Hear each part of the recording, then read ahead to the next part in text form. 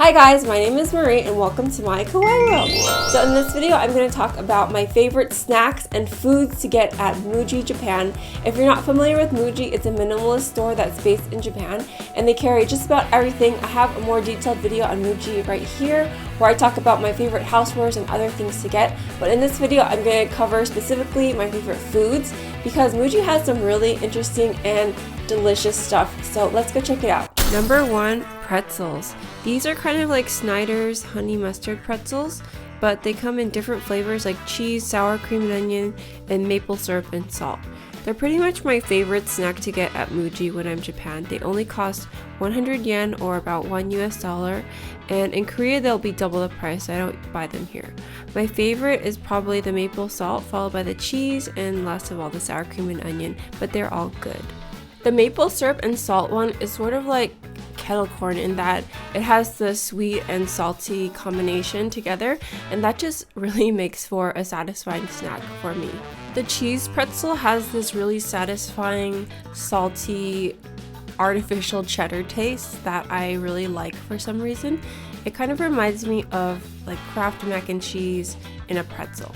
Now, I'm not really a sour cream and onion type of person, so that's why this is my least favorite flavor, but I think that the pretzel is really true to that sour cream and onion flavor, so if you like this, then you might want to give it a try. Chocolate covered strawberries.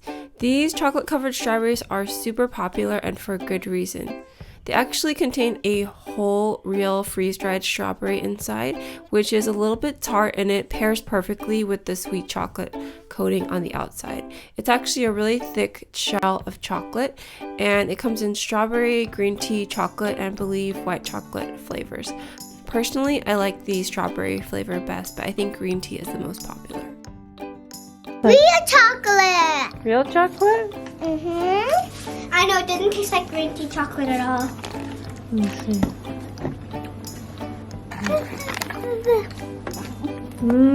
Just kidding, I'm gonna put it back. Mouth wall out. Mikan and peach soda. Muji sells these sodas, which are basically carbonated juice. There's tangerine, which is mikan, peach, and grape. It sort of tastes like a carbonated currant's nectar. I don't know why, but I just really like this carbonated juice. It's not too sweet and it's really refreshing. And even though they call it soda, it's more of a juice than it's soda. Tastes like canned peach. What? Canned peach. Canned peach? I like how it's not too sweet. What do you think?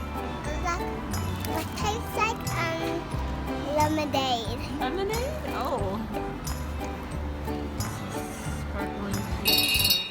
Number 4 are these jam sandwich crackers. These are one of my guilty pleasures. I don't know what it is about them, but they're so addicting. They're basically these little cookies with strawberry and apple jam inside, and the jam has this really sticky consistency, like it's been laced with corn syrup. I don't know why, but I really like them. And as you can see, the strawberry and the apple have different crackers on the outside.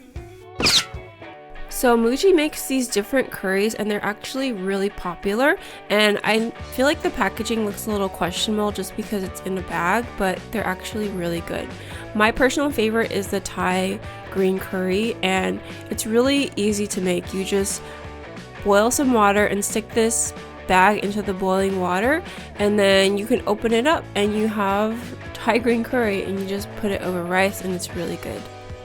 So what's nice about this is they tell you the spice level on the front of the package, so this is actually really spicy. My kids cannot eat it. And on the back they have detailed directions in Japanese, which are very precise, and then they also list out the allergens that the curry contains. And like with all Japanese products, they list the expiration date, year, month, and date. Last time I was in Japan, I decided to try this homemade naan. I've never tried this before, and this is pre-made bread mix that you can just add water to, and it should serve about 4 people.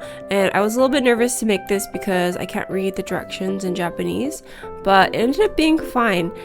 I found a blog online that had the directions in English, and you basically just Pour all of the flour mix into a bowl, and then you add 100 milliliters of water to it and you mix it up. The mixture can get really sticky, but just keep mixing. I even had Valentina help me because she loves to help me cook. And then once it's incorporated, you let it sit for about 10 minutes to rise, but it doesn't really rise, or at least it didn't for me or the person who blogged about it. Then you want to divide the dough up into 4 equal pieces and kind of roll it out or flatten it out. I think you're actually supposed to use a rolling pin, but I just did it this way because this is what I saw Tan France doing, although I know that roti is different from naan. If you want to, you can add cheese in the middle, and you want to make it a lot flatter than I actually made it because I think mine came out way too thick.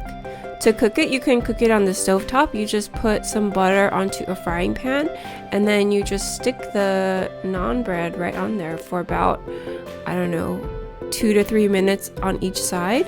And make sure to cover your frying pan with a lid so that it traps the heat in there. So as you can see, mine came out a little too puffy, but it still tasted really good. And next time I make this, I'm probably gonna try to make the naan a lot flatter. If you have a bigger frying pan, you can probably cook more than one at a time, which I'd recommend. And this actually pairs really well with the butter chicken curry, which you can also buy in a little package. And the way that you make it is pretty similar to the green curry. You just boil a pot of water and stick it into the boiling water for about 5 minutes, and then open up the package and you have butter chicken curry ready to go. It's not as buttery as the butter chicken that you would get in an Indian restaurant, but I think it's still really good. This one contains cashews, so I like how they listed it out because Valentina is allergic to cashews, so I knew not to feed this to her. And this curry is actually mild enough for kids to eat, even though it has 2 peppers on it. I like to get this assorted jelly mix in the summer. I think that these jellies are really good and refreshing, especially if you put them in the refrigerator. And this bag comes with an assortment of apple, tangerine, and grape flavors. And they are marketed as being made with 100% fruit juice. So they actually have a juice flavor to them. They don't really have that artificial sugar flavor that a lot of the jellies have. My family and I really like these jellies. We could probably eat this whole bag in a day. Last time I was at Muji, I also decided to try these 100% fruit juice gummies. They're kind of interesting because they contain soybeans, which I don't think I've had in a gummy before. I don't know if 100% fruit juice is necessarily healthier because it still has a lot of sugar, but these gummies were really good. They were true to the muscat flavor. So at the moment, I'm really liking freeze-dried soups for some reason. I have always liked freeze-dried things ever since I had this astronaut Neapolitan ice cream from the Science Museum when I was little. But when I saw these freeze-dried soups at Muji, I noticed that the flavors are really different, so I thought that I would give some of them a try. The first one is this asadi clam and corn chowder. This contains 4 packages of freeze-dried soup that are individually wrapped. And this costs about 390 yen, which is about $3.90, so it's about $1 for 1 pack of soup. It's super easy to make and really kind of satisfying if you ask me. It comes in this little block, and then you dilute it with 160 milliliters of water, which is about 2/3 of a cup, and it only takes about 1 to 2 minutes to dissolve. And this actually contains clams. The broth itself was just kind of salty and not super flavorful, so I actually wouldn't really recommend this. The next one I got was the vegetable soup with okra, and this is just a light, clear broth which contains okra and an egg and seaweed and some other kind of green vegetable in it, and I thought it was pretty good. The last one I got is the Hokkaido onion soup, and this one is probably my favorite of the 3. It has kind of a sweet, savory flavor to it, but the onions are a little bit sour, which is kind of weird. I still like the soup though, and I think that it pairs well with bread. I decided to try this Matsutake mushroom and chicken rice set, which is called takikomi gohan in Japanese, and it ended up being really good. It comes with a chicken and mushroom mix as well as a packet of dashi or seasoning broth, and you need 2 rice cups of rice. You provide your own rice, and 2 rice cups is equivalent to about 1.5 regular cups. So you just put that into the rice pot, and then I like to always wash my rice before I cook it. So I will rinse it with water, dump out the water, and repeat until the water is a little bit more clear, and not totally clear, but then you add the dashi packet, and then you add the same amount of water that you would add when you normally cook your rice. So I kind of just measure it with my hand, and I try to make sure that the amount of rice is equivalent to the water level. And then you just dump in the chicken and mushroom packet on top of the rice. You're not supposed to stir it up, just let it sit there. And then you stick it in the rice cooker for however long your rice cooks. It's about an hour, I think. And then you just take it out and eat it. It's really easy and good and quick. So I think I would repurchase this. I want to give a big thank you to my Patreons, Hello Dino, Christy, Bonnie, Aaron, Pinball Reviewer, V, and Frangipani. Thank you guys so much for supporting me. You really help me keep this channel up and running.